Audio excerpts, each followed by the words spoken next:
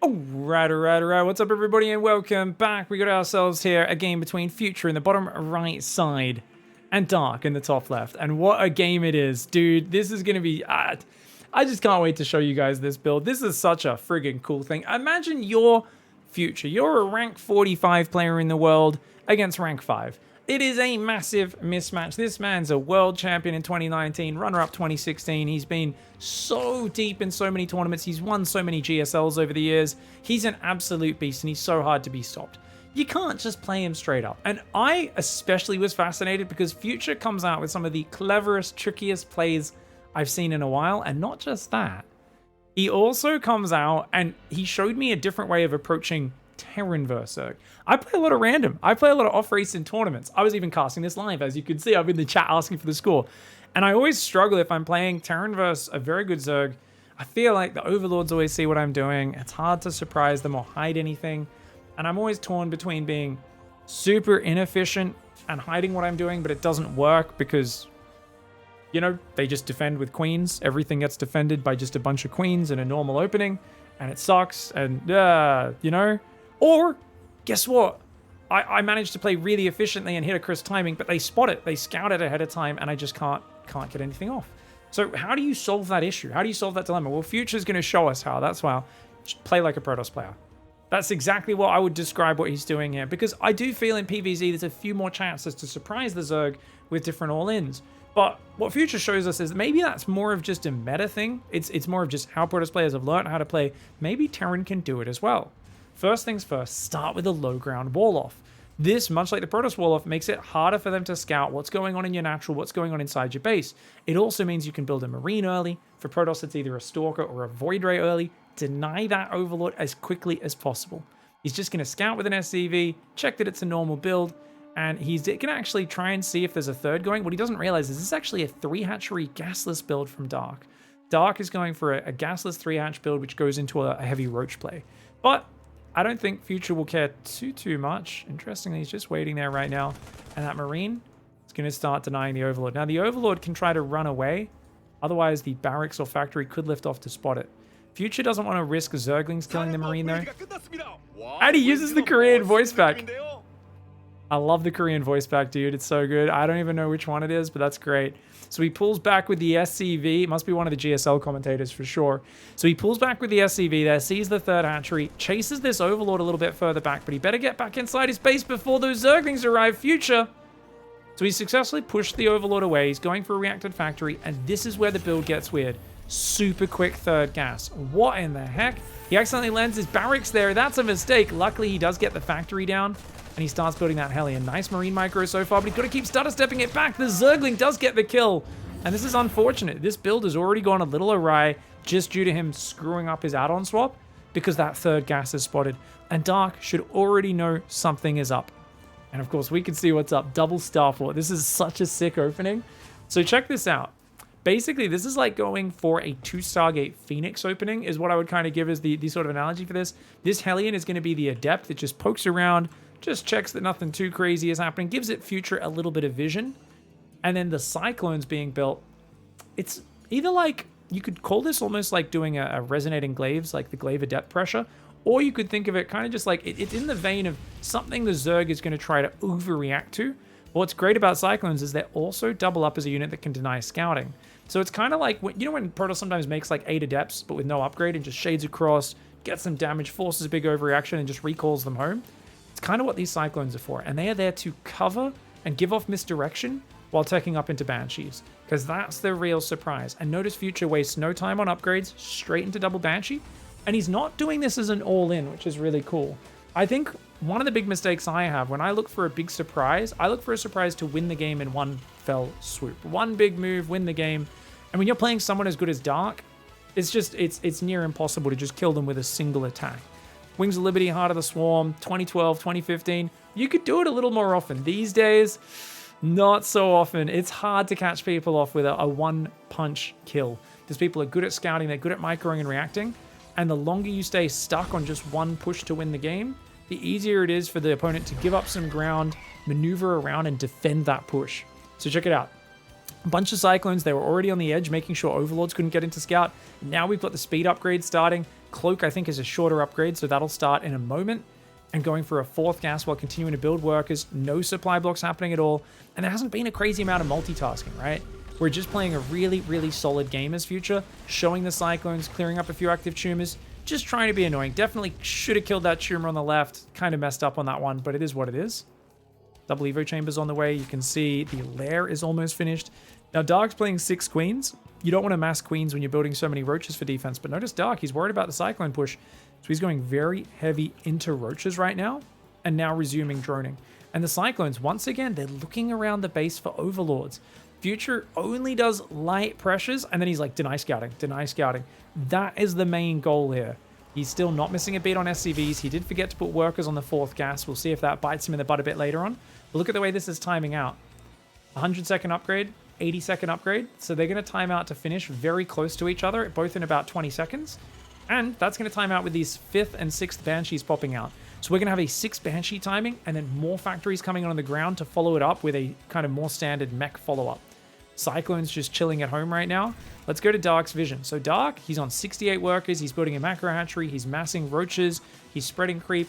And at this point, he's no doubt wondering, okay, what the hell's going on? So he's making an overseer, and he's going to go scouting soon. But this is such a surprising thing, especially in the old days. If someone was building quite a few Cyclones, that was all their gas. What Zergs haven't adjusted and adapted to yet is those Cyclones are half the gas cost. So he sees Cyclones, he sees SCVs rallying to the 3rd. That changeling gets denied.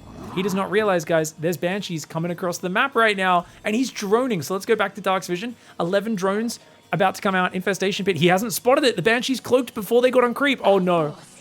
Oh, no. And he gets there. Already 2 queens are dead before he can react. He's pulling all of his queens together. Let's go back to everyone's camera now and watch this from a neutral point of view. The Banshees are killing all of his drones. And oh, no, his last 2 queens rallying through. He's only got 2 more queens. They're on the right. They've been spotted. They're trying to run away right now and lure the Banshees away. But look at the damage output. Remember, the Banshees do 2 times 12 damage a shot. They are one of the highest damage units in the game.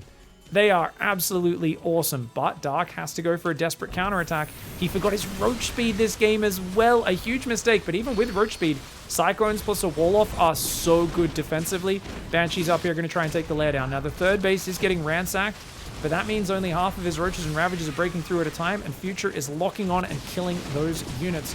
Microing the Banshees away from the spores at the same time. He's going to try and move south there. And oh my god, the drones long distance mining getting ravaged. The depot finally goes down and the roach ravager comes in, but look at that. The Cyclones, the SCVs, and the Banshee defend. It looks like these roaches chase those SCVs up there. 15 workers go down. However, even more going down on the other side. 21 drones, not to mention, how many spore crawlers did he build? 7. That's another 7 dead drones, and the drone counts are still racking up.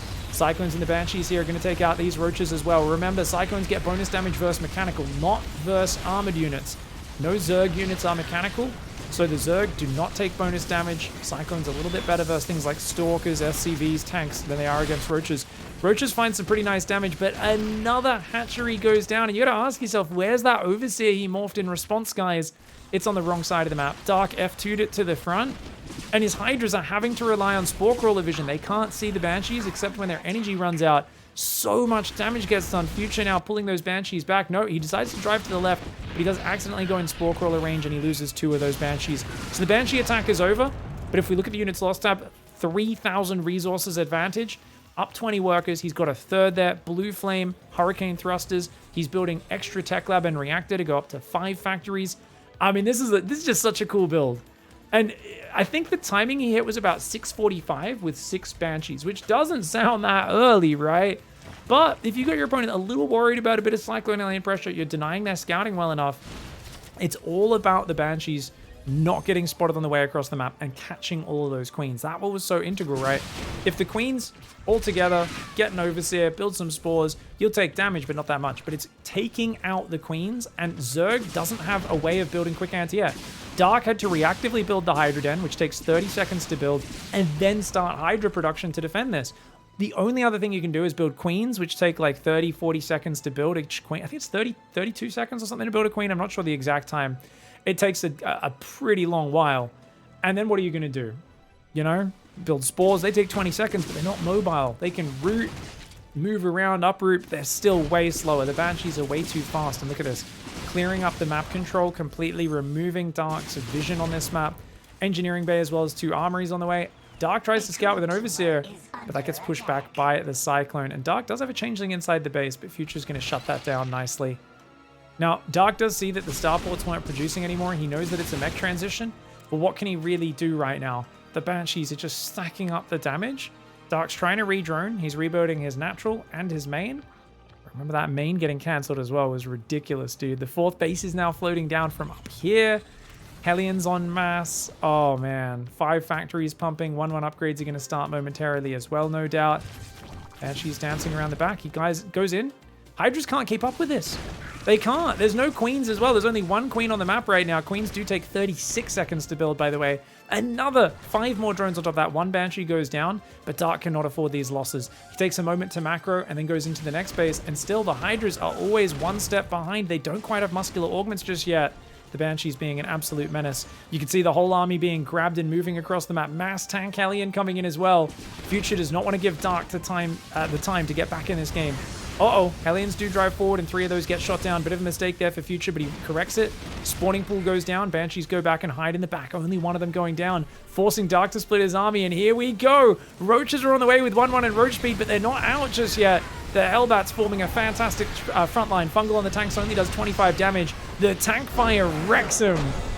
And Future pulls out such a delicious build order. Let's go back and I want to focus on that Banshee move out one more time. So you wait for all 6 Banshees, and let's go back just a little bit. Here we go. So the 5th and 6th Banshee come out, and then you move them out, and notice he moves his Hellion out front and his Cyclones out front to make sure they don't get spotted. He moves right to avoid that Overseer, so Dark does not see him coming in. He then also makes sure he kills this Changeling. And then the Banshees cloak before they get on creep. So unless Dark's screen was looking here, there's no way he would notice that blur. And I think he starts this hatchery right now. Yeah, he does, but it's just after they went past. And then look at that. They're 2-shotting queens. They almost 1-shot the queens even. And he's just like, whoa, what can I do, right? And even if he builds spores underneath, they're going to die almost instantly. And these queens just get absolutely hammered. And what can you do? It takes Dark a few seconds to realize, oh god, I need to build a Hydra Den. But in the meantime, he's trying to run queens away, trying to build spores, cancels the tech structure there. I think it was the infestation. No, his infestation's done, and starts a Hydra Den. But like he's already in the dumps. Like the damage output is crazy. And I'll admit, I think a Phoenix build is a little bit easier to spot than this build. I'll definitely admit that. Or maybe not, no, easier to hide, I should say. A Phoenix build is easier to hide. But what makes this build so friggin' genius and powerful is the Banshees get out of control. They don't run out of energy for picking up units and killing them. You can kill everything. Whereas Phoenix, you surprise your opponent with 2-star Phoenix. Yeah, you kill a lot of Overlords. You pick up a bunch of drones and queens and roaches. It can be very annoying for the Zerg. But with this, like, you straight up just kill bases. It is savage. It's probably a bit more high risk, high reward. But I think Future denying Scout, using the low ground wall off, surprising his opponent with a massive commitment to tech, but not doing it as a complete all-in. Like most Terrans, when they do these builds, they're not fleshed out, they're not well-rounded. This struck me as a player who truly understands how to try and build a surprise advantage, but to have a solid follow-up with the 3rd base, adds the 4th, goes into full double armory mech. This is a cool build order. I hope you all enjoyed this one. Thanks so much for watching, everybody. Don't forget to like, subscribe. I never asked to do that. If you want to, who cares? Thanks for watching. Appreciate it. See you guys next time. Bye.